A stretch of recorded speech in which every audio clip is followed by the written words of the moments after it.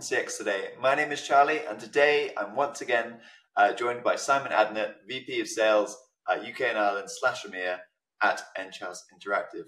Simon, thanks very much for joining us. How are you doing today? Very well, thanks. How about yourself, Charlie? Yeah, all good, thanks. And I'm excited for today's conversation too. And this is a really interesting one around kind of why so many CCaaS customers are changing their providers. And this kind of talking point stems from some Metrity research that found that 48.2% of companies now using cloud-based platforms, either for CCaaS or hosted or managed cloud-dedicated servers, are changing, planning to change, or evaluating a shift in providers by 2024. This was some research that was released a few months ago. But I was just wondering if it's kind of, does that align with what you're seeing in the space too, Simon? Yeah, I mean, we are seeing there's definitely sort of a period of flux and change in that sense. I mean, that percentage, it seems high in the sense that that's a very high proportion, but we are seeing quite a few customers that have been using cloud platforms looking to either evaluate their strategy around that, or what technologies they're consuming and whether there are other options out there for them. Yeah, absolutely. And I suppose there was around this time, maybe earlier this year, there was kind of those COVID contracts almost, when a lot of people did originally move to CCaaS maybe three years ago, and those starting to come up from renewal, and that was maybe a key driver. But yeah, it's quite a surprising percentage, but yeah, it does kind of reflect some of those trends.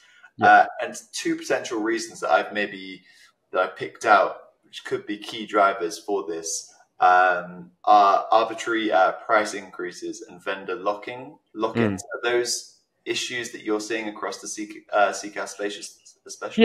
Yeah, definitely. Because I think if you kind of look at what's happened around sort of SaaS in general, there's obviously been a big push from across the industry to try and get more subscribers onto platforms, and therefore, there have been some very aggressive sort of competitive deals out there for companies. But obviously, there kind of comes a tipping point where some of those vendors are then kind of looking to capitalize on those customers that they've got on the platform, and maybe drive some more revenue out of customers that they've got on their platform. And that's, I think, where you're seeing these sort of price increases. And I think you touched on it a bit before when you mentioned around COVID, but I think that was such an unprecedented period of time, not just in our industry, but across the country, the globe, wasn't it? And people were making technology buying decisions out of necessity,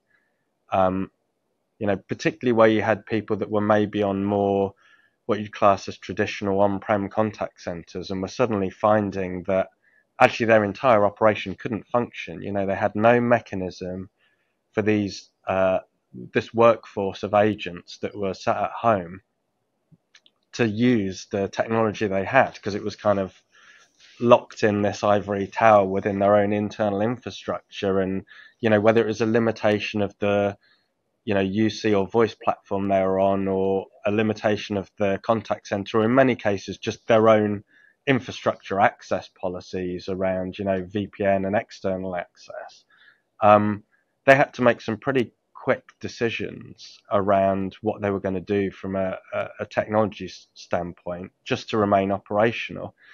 And I think that did mean people were making decisions in a much quicker, and they just didn't have the time to do the level of due diligence that they would normally expect with that kind of a transformation project. And it was a change born out of necessity. But at the same time, a lot of technology vendors were offering some great deals to try and make sure that they were the vendor that customers chose to kind of plug that hole in their operation. I think now, as customers have kind of matured in their use of those cloud technologies, and also, the world has stabilized a bit in terms of how we're working, people are either going back into the office more, or this sort of remote virtualized working has become more standard business practice rather than exception, people are now looking at, okay, what do we do next? Let's evaluate, is what we've got the best technology for us? Or can we take the time to look elsewhere? And are we getting the best value for our money? Because, some of those sort of early sweetheart deals are sort of coming to an end. And, I think customers are looking that if we're going to make a longer term investment at a substantially higher value, we want to make sure we get the return on that investment. Yeah. So I think there's a couple of really interesting points from it within that kind of the initial rush to the cloud, those kind of sweetheart deals, kind of as you put it, and maybe not having the kind of the strategy that you normally put in place for such kind of a big move to the cloud, and you had to do it in such a quick time. And that's interesting to think about, kind of alongside the price increases that came thereafter, and those moves that vendors are making, maybe to lock in their customers, maybe through calling plans that are very much based in their within their kind of threshold, and they're not kind of giving the numbers back, and those sort of moves. Which other reasons do you believe that CCaaS customers, kind of aside from those, may want to swap their providers? I think it kind of goes back to what I mentioned a little bit before, but I think people are looking at what more do they want to do with this cloud technology. So they will evaluate, are we able to do the things going forwards that we want to do, or are there sort of other new emerging technologies or things we want to consume within our organization, whether that be more automation, not just through the use of technologies such as AI, but integration as well with line of business systems so that you can drive more general business automation, and whether the platforms they've got really offer them the flexibility to be able to do that. But I think also general service. I mean, one of the things, we are hearing from customers is that, they had these deployments and initially they were getting a lot of love and attention. And then that sort of died off over time, and they feel like maybe they're not getting the best out of the platform, but there's nobody there to help them do that either. And I think a lot of focus around SaaS solutions is put on, platform uptime, and what the SLAs are around that. But actually, customer support is a lot more than that. It's about, if you've got a query of how do I do this, or if you've got a minor niggle that something isn't doing what you want it to do, you want engagement with the partner that you're working with, whether that's, a value-added reseller or whether it's the vendor themselves, that they're going to help you with other transformations you want to do that may not necessarily be about, subscribing to more services or buying more technology, but around sort of evolving what they've got. Because I think, it's a big danger in our space that people think, you sign up to a service or you buy a technology and then that's that transformation project done.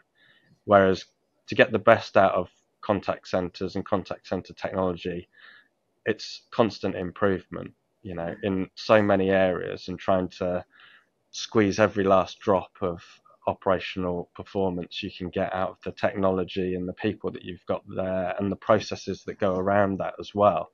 And I think if you're not sort of working with your partners on that journey and you've got a plan for how you have that constant improvement, you kind of do a bit of a disservice to the original investment and plans you made, because I don't think, a contact center technology is anything you ever put in and remain static. It should always be about what's the next improvement we can make, whether that's just purely through process and how we're using the technology, or whether it is about, consuming additional technologies as well. And I think, customers have found that they're maybe not necessarily getting that ongoing support that they expected. And that's another reason for change is, okay, we know the technology exists out there. Let's see if we can find somebody that will sort of work with us over a longer period of time rather than just deploy something and then disappear off into the sunset. And I think that's really an important point too, because how many times you kind of hear about channel partners maybe implementing a solution, doing it really well for the here and now, but not thinking about how easy it is to kind of adapt that solution over time. And then maybe somebody else comes into the business too, and they've kind of got to work backwards to understand kind of the IT software environment. And having that kind of extra layer of support, as you mentioned, and services is so critical. And maybe that has been missing by the amount of stories like that you do here. And I think also the other point that you mentioned was kind of was important too. You know, it's not only these sort of sinister reasons, perhaps maybe just the vendor hasn't evolved with the customer. It doesn't have that integration to their ERP, ITSM, or even, you know, the UCaaS platform like Teams. So they can't kind of take advantage of all the opportunities that they see.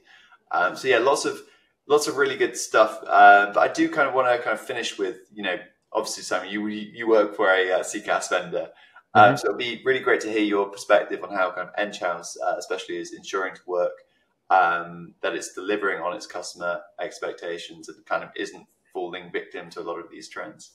Yeah, I think for us, it's just talking to our customers and understanding feedback from them. Because if I look at, you know, what drives our roadmap within NCH, you know, we are driven so much by what we hear from our customers and what they want to try and do, and we're always trying to understand from them, you know, the challenges they have, the aspirations they have for what they want to do going forwards, and that's sort of a big part of our customer success program. You know, we've got a huge global focus around customer success, and as part of that, you know, we have regular engagement with customers to kind of understand, you know, whether what they're using is working for them, whether they would like it to do more, whether there's things they would like to do but they're not sure how they can do that.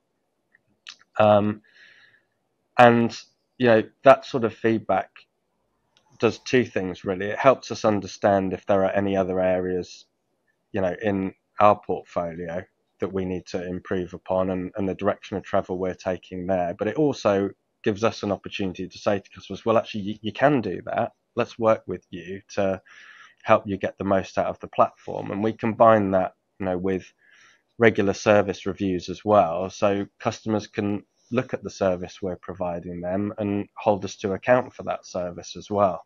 I think it's important for us to understand, you know, where we're doing things well, but where we're also not doing things so well, so we can improve on that. And I think, you know, that's something you only get through ongoing dialogue with your customers, really. So, you know, massive focus for us, and it really sort of drives what we do as an organisation going forward.